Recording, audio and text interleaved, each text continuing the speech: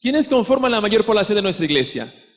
Las mujeres. Hoy voy a hablar de forma específica a las mujeres.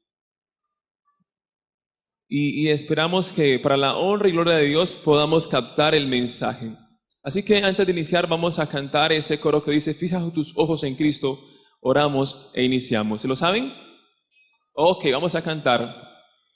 Fija tus ojos en Cristo, tan lleno de gracia y amor, y lo terrenal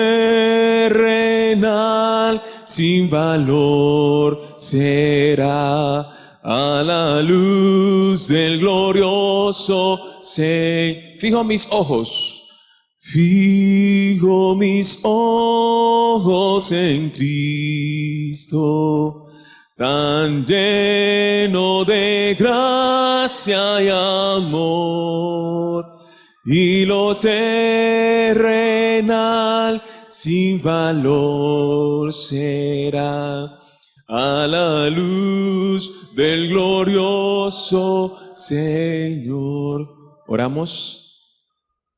Querido y buen Dios que estás en el cielo, gracias te damos porque una vez más tienes gracia y misericordia con nosotros y permite que estemos en este lugar. Al abrir tu palabra pedimos una cosa: tu compañía y tu presencia en nuestros corazones. Te lo pedimos en los méritos santos de Cristo Jesús. Amén y amén.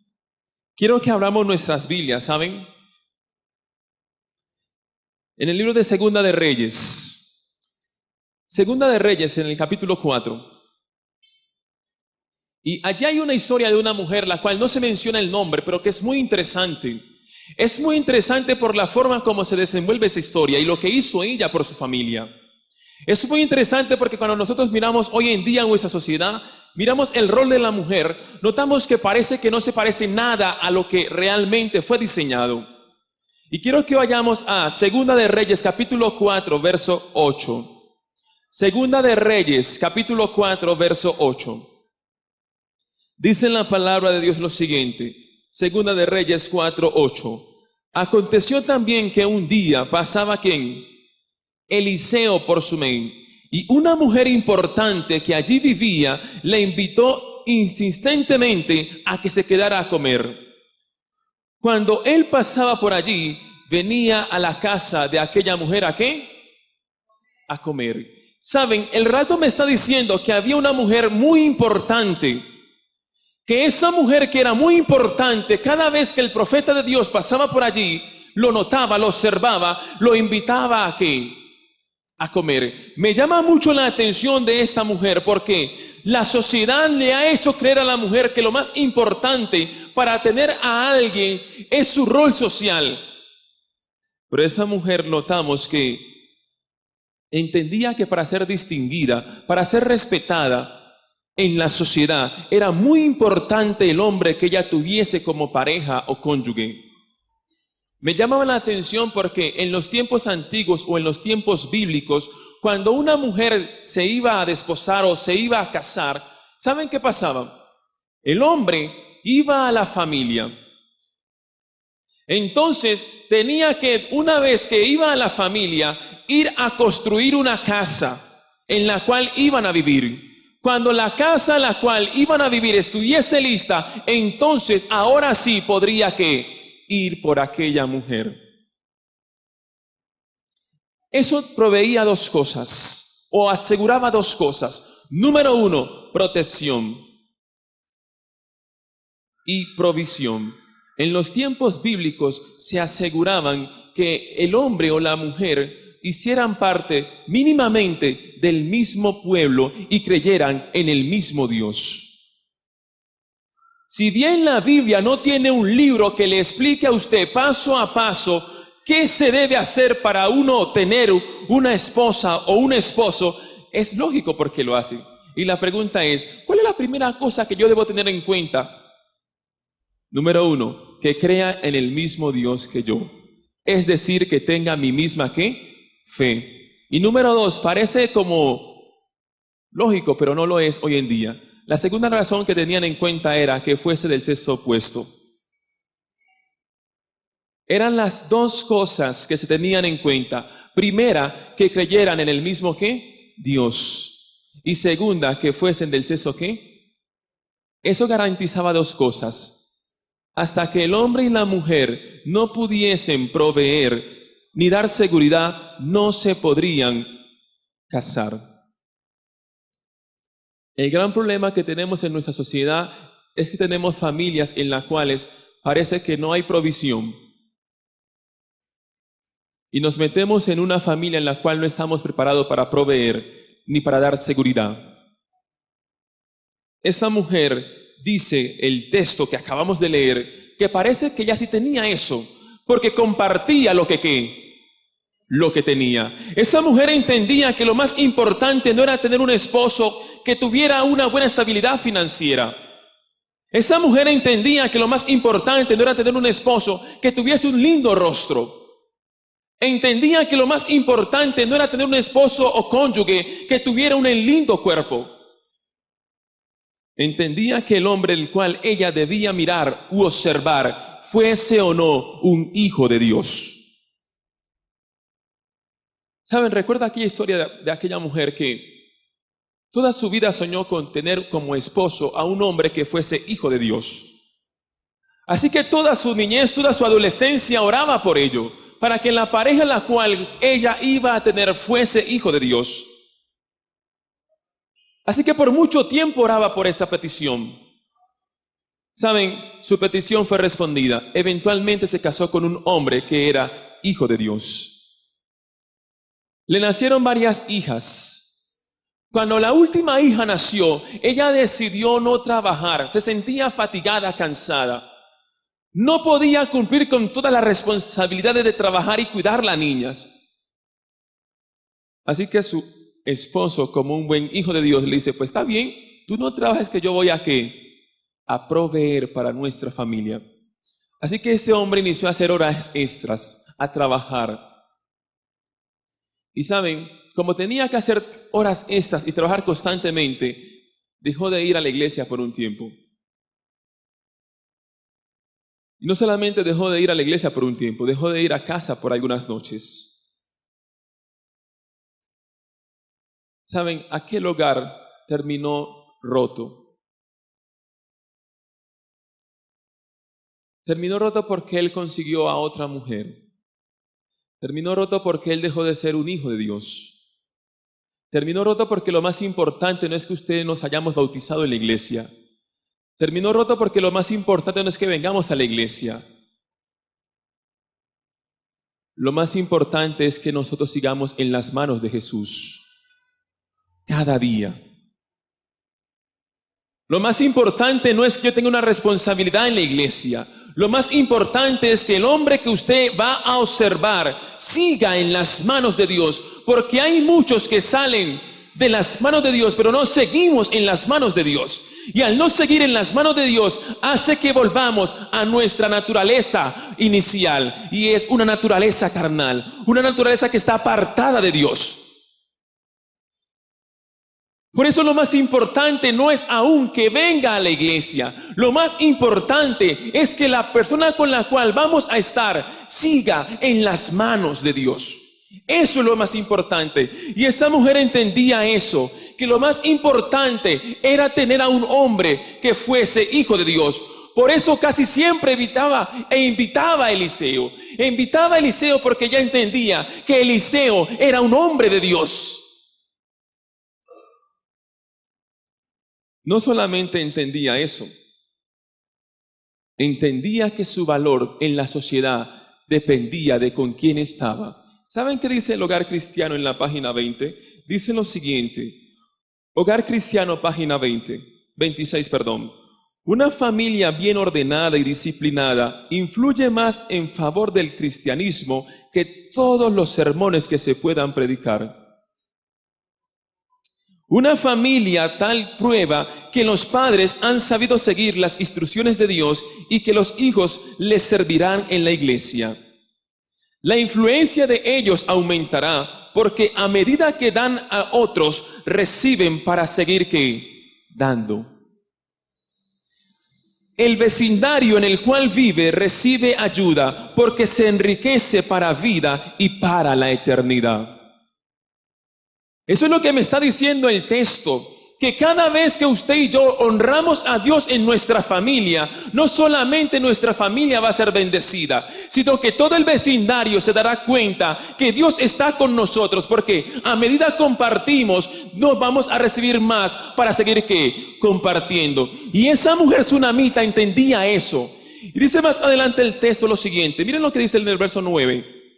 Entonces la mujer dijo a su marido: mira, yo sé que este hombre siempre pasa por nuestra casa y además es un santo hombre ¿de quién? De Dios. Te ruego que hagamos un pequeño ¿qué cosa? Aposento, para que cada vez que él pase se quede ¿dónde? En casa. Ella entendía que ese hombre era un hombre de Dios. Entendía que tenía muchas cosas para compartir. Y entendía que podría ser una bendición para otras personas. Así que no solamente esta mujer entendía que debía tener un hombre de Dios a su lado, sino que tenía que compartir las bendiciones que Dios le había dado. Hay una fábula, un cuento que parece que fue real, que cuenta la historia de una familia, de una pareja. Y saben, esa mujer siempre había soñado con ser rica. Había soñado con tener lujos en su casa. Así que un día le invitaron a una fiesta. Cuando la invitaron a esa fiesta se sentía muy triste. Se sentía muy triste porque no tenía un vestido hermoso que adornara la fiesta. Así que el hombre de ella, su esposo, como un esposo que ama a su mujer, dice: bien, por ahí tenemos unos ahorros. Coja esos ahorros que tenemos por allí y compra el vestido que tú más quieras. Así que esa mujer ahora alegre, contenta, va y saca los ahorros y compra el vestido que ella considera es el más hermoso. Cuando compra el vestido, entonces sigue triste. Porque todo gozo terrenal nos da una insatisfacción celestial. Así que ella inicia a sentir que, aun cuando tiene el vestido, le falta algo. ¿Saben qué le faltaba a aquella mujer? Le faltaban unas joyas hermosas que adornaran el hermoso vestido. Así que se acordó que ella tenía una amiga que era muy rica. Y fue a donde su amiga que era muy rica para que le prestase un collar. Y notó que habían unos collares hermosos de diamantes verdes. Justo apenas como para enfocar con aquel vestido. Entonces aquella mujer pide prestada aquellas joyas y la amiga: pero tranquila, somos amigas, llévatelas. Así que la mujer ahora se sentía contenta. Tenía el vestido hermoso y las joyas carísimas para ser el centro de atracción de aquella fiesta. Pero todo gozo terrenal nos genera una insatisfacción celestial. Cuando llegan a la fiesta, saludaba a todo el mundo y hacía así para que se le vieran que estaba con joyas nuevas. Pero cuando terminan y llegan a la casa, se dan cuenta que algo pasa. Las joyas no están puestas en su cuello. Ahora se regresan con su esposo desesperado para ver si encuentran aquellas joyas que no eran de ella. Regresan a la fiesta, al lugar donde había sido la fiesta, el fulgorio, y se dan cuenta que las joyas no están. Se habían perdido. ¿Se acuerdan que el esposo le había dado todos sus ahorros para el vestido? Pues no tenían cómo pagar esas joyas. Así que tuvieron que recurrir a unos prestamistas usureros para que le prestaran dinero, comprar unas joyas que fuesen casi igual, una réplica casi igual, y llevársela a la amiga. Iba nerviosa que la amiga detectara que no eran las originales, que ella le había prestado. ¿Saben? Cuando llegan a la casa de la amiga y le entregan las joyas, la amiga no se da cuenta. Pero ahora esta mujer tenía que trabajar constantemente, fregando piso, lavando ropa para pagar aquel dinero que habían prestado. Después de 10 años de penurias, la mujer puede pagar el préstamo que había hecho para comprar las joyas. Un día iba caminando por el parque. Mientras caminaba por el parque, nota que viene su amiga. Cuando su amiga la ve demacrada, como si hubiesen pasado no 10 sino 15 años o más, se asombra y le pregunta: ¿y a ti qué te pasó? Estabas enferma, a punto de morir, porque pareces una anciana. Así que le inicia a explicar y le cuenta la verdad. Le cuenta que las joyas que ella le había prestado la había perdido y que tuvo que trabajar durante 10 años fregando piso, lavando ropa, trabajando horas extra para pagar aquel dinero. Cuando la amiga escucha eso, ¿saben qué hizo la amiga? Se puso a llorar.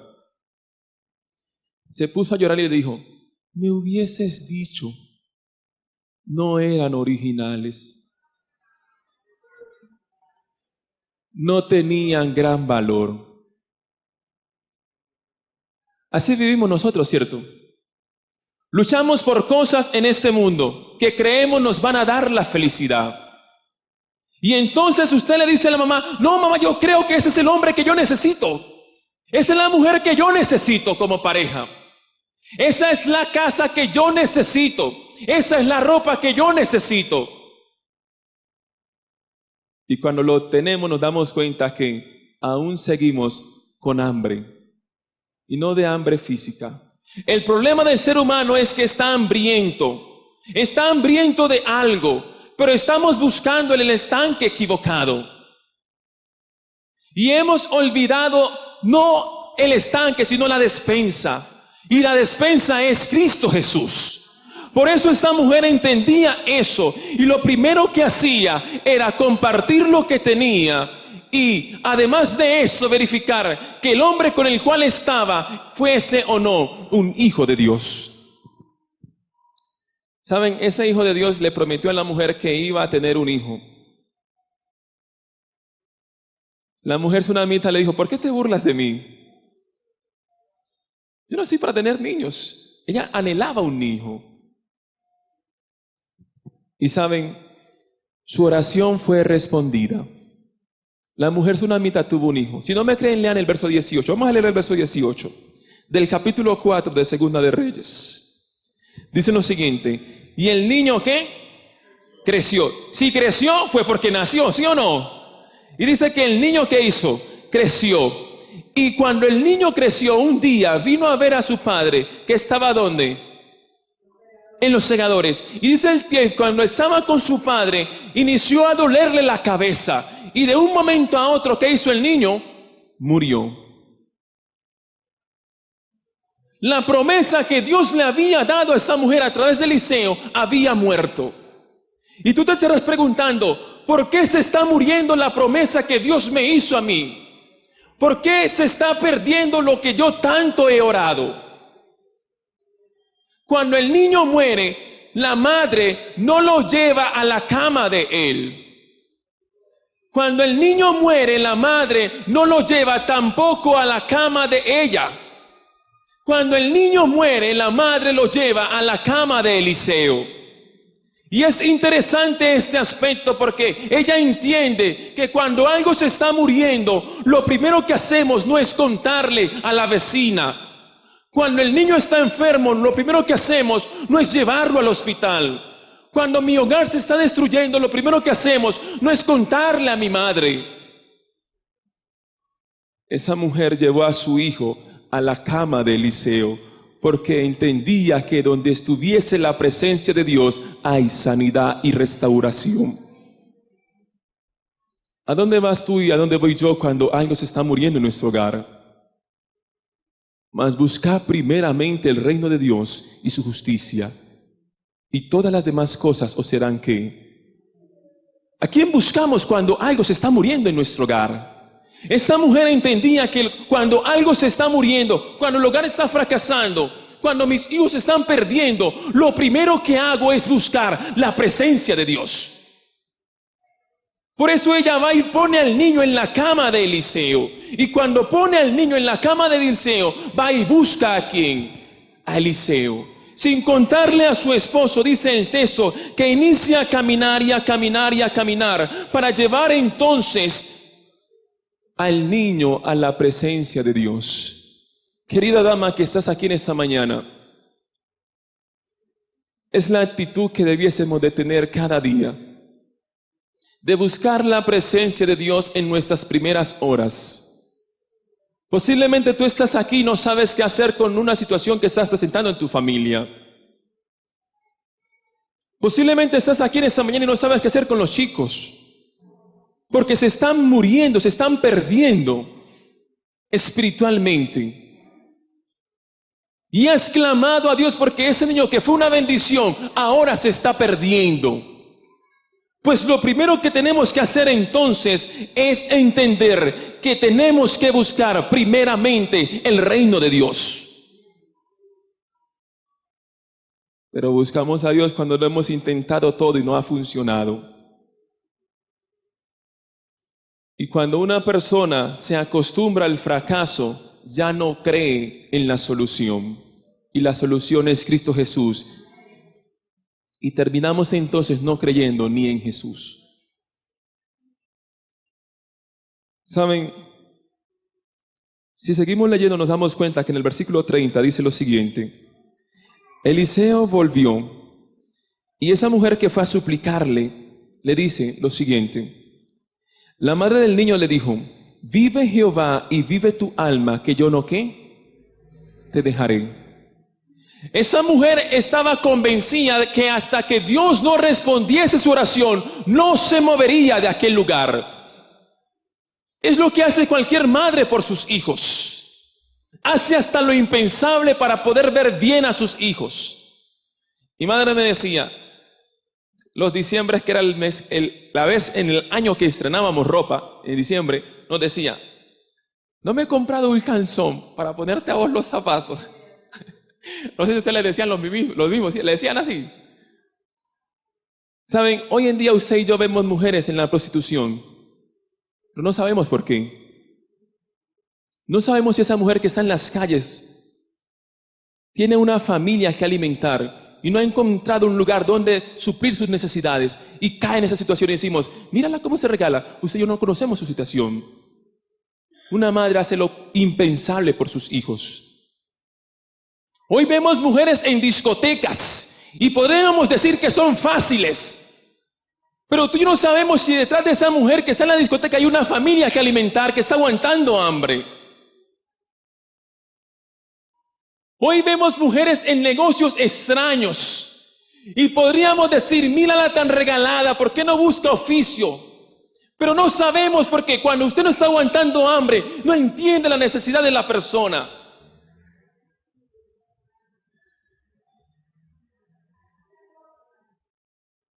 No entendemos porque no tenemos empatía. No entendemos porque no conocemos su realidad. Pero cuando alguien está viendo que en su casa falta comida, falta alimento, esa madre hará hasta lo impensable para suplir la necesidad de ¿quién? De sus hijos. Y hoy en día tenemos mujeres que se han convertido literalmente en el burro de Balaam. Porque lo único que hacen es recibir golpes de sus maridos. Ese nunca fue el plan de Dios. El plan de Dios era que la mujer diera protección y el hombre provisión. Pero los roles hoy se han cambiado. Hoy vemos mujeres que trabajan 24/7 interna en una casa, sin un marido al lado, y los hijos totalmente perdidos. Ese no era el plan de Dios. Cuando nosotros miramos entonces qué es lo más importante, nos damos cuenta que Dios siempre quiso dos cosas para las mujeres: provisión y protección. El hombre provee, la mujer protege. Usted podrá pensar, eso suena machista, pero eso funcionaba. Y me enseñaron que lo que funciona no se toca. El gran problema es que a veces los hombres también hemos dejado de ser el plan de Dios y hemos dejado de proveer a nuestras familias. Me pregunto, querido amigo, hombre que estás aquí, si tú provees para tu familia o ahora los roles están cambiados. La mujer trabaja y el hombre cuida. Entonces, el hombre que no tiene paciencia, que es menos emocional, que entiende menos, maltrata más y ama menos. Y entonces vaya, juegue y no me moleste. Saben, ese no era el plan de Dios. Provisión y protección era el plan de Dios. Y sigue siendo el plan de Dios. Cuando volvemos al plan original, entonces nos damos cuenta que esta sociedad va a ser diferente. Nos damos cuenta que las cosas pueden funcionar. Esta mujer, ¿saben por qué Dios escucha la oración? La sociedad necesita mujeres que sean como la mujer tsunamita. Que entiendan que cuando algo se está muriendo, lo primero que tienen que hacer es buscar la presencia de Dios. La sociedad necesita mujeres que entiendan esto, que preparen a sus hijos para la eternidad. Me pregunto si tú estás preparando a tus chicos para la eternidad. No porque en ese mundo tenemos aflicciones. Vivir preparándolos para que sean felices en ese mundo va a ser un fracaso. Es difícil encontrar paz, felicidad total en lo que nos rodea. Si fuese de esa forma, entonces no se suicidarían cada 40 segundos las personas. Este mundo no ofrece lo que tanto anhelamos, porque no es el mundo creado por Dios. No fue el plan original de Dios que tú y yo viviésemos en este mundo. Por eso tenemos que preparar a los chicos desde muy pequeño para la eternidad. Amén. Dice el versículo 36 lo siguiente. Eliseo entonces, al ver a esta mujer clamando, llama a Giezi su siervo, y le dijo, llama a la tsunamita. Y cuando él la llamó, y cuando entró, le dijo, toma ¿a quién? A tu hijo. Y apenas entró, se echó a sus pies, postrada en tierra. Después tomó a su hijo y salió. Saben, a veces nos preguntamos por qué Dios no escucha nuestras oraciones.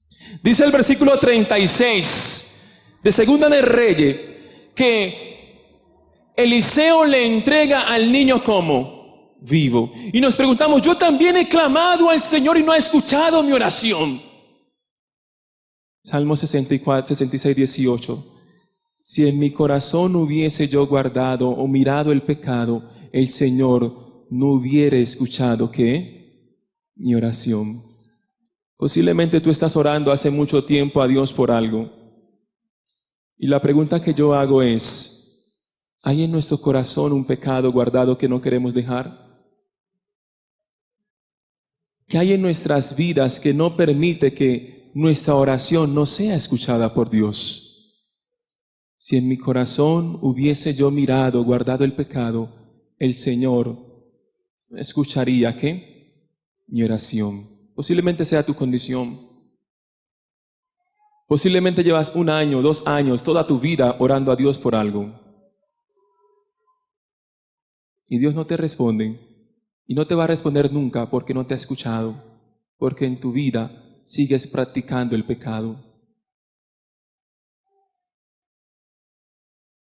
Saben, en un tiempo se reunieron muchas personas y le preguntaron a Pedro, ¿y qué tenemos que hacer para encontrar la salvación?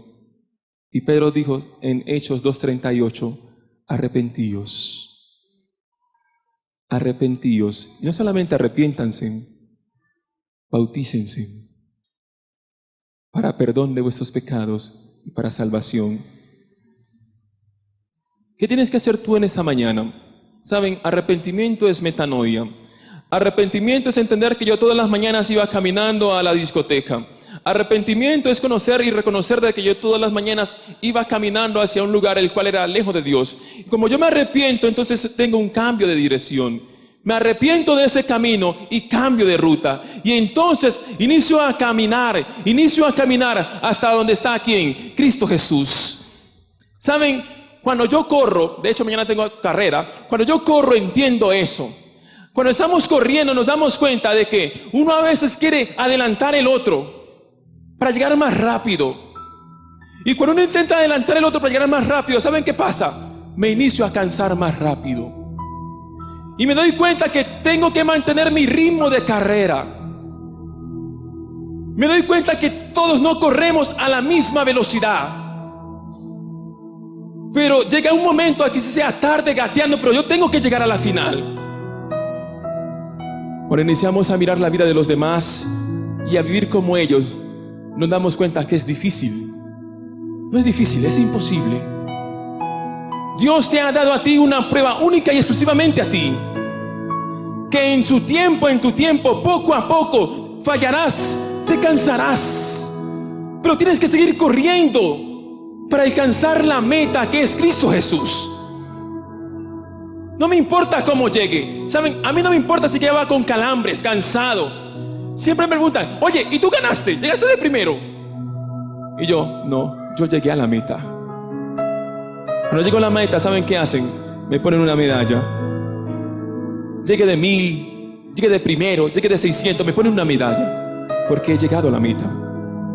Porque nunca he dejado de correr.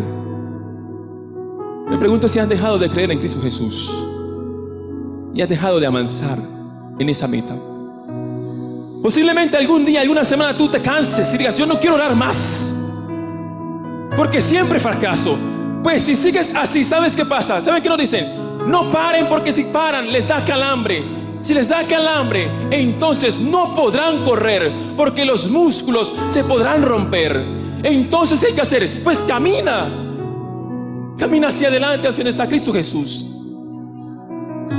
No te puedes cansar, porque entonces te enfriarás y optarás por no correr más ni avanzar hacia donde está Cristo Jesús. La pregunta es, ¿quién está cansado o cansada en esta mañana y quiere tener un poco más de fuerzas? Si estás cansado o cansada, te invito a que te levantes y camines hacia acá adelante y le digas al Señor Jesús, yo quiero un poco más de fuerza, ayúdame, Señor. Esa mujer entendió que las fuerzas la encontraba solamente cuando se acercaba a Cristo Jesús. ¿Saben? Si se quedan de pie se van a encalambrar y se van a cansar. Pues caminen hacia acá adelante y entonces le diremos al Señor, estoy cansado, pero nuevamente vuelvo a ti para tener fuerzas. Y Dios nos dará la fuerza que tanto le hemos pedido. Pero tenemos que creer en su palabra. Caminar por fe es lo que nos falta. Caminar cuando no vemos las circunstancias. Caminar cuando vemos todo oscuro. Caminar cuando no sabemos para hacia dónde vamos a llegar. Eso es fe.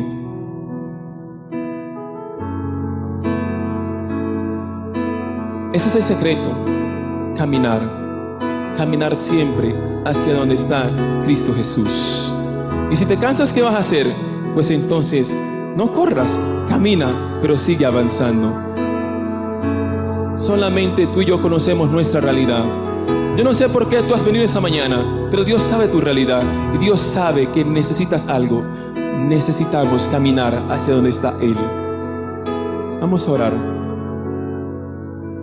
Querido Padre que estás en el cielo, esa mujer nos enseña el valor importante de la sociedad que tanto se ha perdido. Estar con alguien que sea y en el cual habite la presencia de Dios. Posiblemente en esta mañana estemos cansados, cansadas de tanto fracasar, de tanto hacerte promesas, Señor. O posiblemente estamos cansados porque hemos orado por mucho tiempo y nuestras oraciones no han tenido respuestas.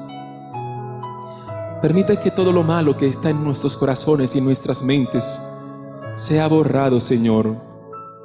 Que al acercarnos a ti, Señor, podamos encontrar tu presencia y de esa forma tu camino y orar en tu voluntad. Perdónanos, Señor. Danos fuerzas. Te necesitamos hoy, cada día más que nunca. Te necesitamos. Permite que al salir de este lugar y al llegar a nuestros lugares, podamos seguir caminando contigo. Te lo pedimos por de todo corazón, en el nombre y por los méritos de Cristo Jesús. Amén y amén. Dígale al que está a su lado, no dejes de caminar, sigue avanzando.